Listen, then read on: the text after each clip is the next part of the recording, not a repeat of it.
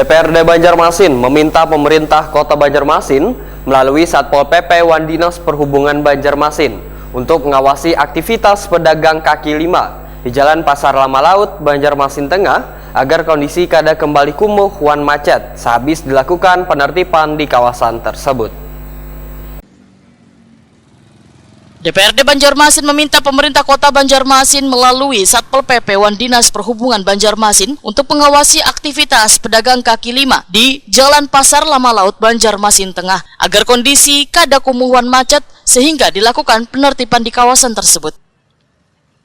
Tujuan pemerintah kota menata pedagang wan mengatasi kemacetan arus lalu lintas di kawasan Jalan Pasar Lama Laut ini perlu didukung dengan sabaratan pihak, termasuk dari pedagang dalam mematuhi aturan sehingga aksesnya bisa dilintasi pengguna jalan karena sudah terbebas dari lapak pedagang nang berjualan melewati badan jalan. Demikian dipadahkan Ketua Komisi 2 DPRD Banjarmasin Awan Subarkah lawan Prima TV tengah hari Senin 3 Juni 2024.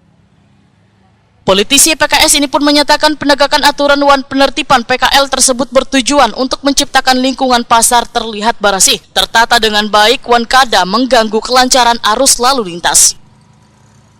Demi menjaga permasalahan tersebut, Awan Subarkah meminta Satpol PP Wan Diskup Banjarmasin untuk secara rutin melakukan patroli serta mendirikan pos penjagaan untuk memantau kawasan tersebut.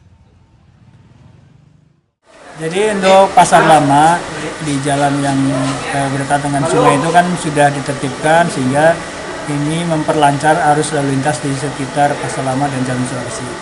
Dan tentunya untuk langkah berikutnya pemerintah kota harus melakukan pengawasan agar di areal pasar lama tetap bisa tertib dan lancar. Jangan sampai kemudian kembali lagi para PKL itu bisa mengisi badan jalan kembali. Nah, untuk itu maka Dinas Perdagin dan juga tim pemerintah kota harus senantiasa melakukan pengawasan yang secara terus-menerus. Awan Subarkah berharap pedagang bisa mematuhi aturan yang telah ditetapkan pemerintah kota agar jalan yang dulunya sulit untuk dilewati bisa kembali lancar dilalui sabarataan orang.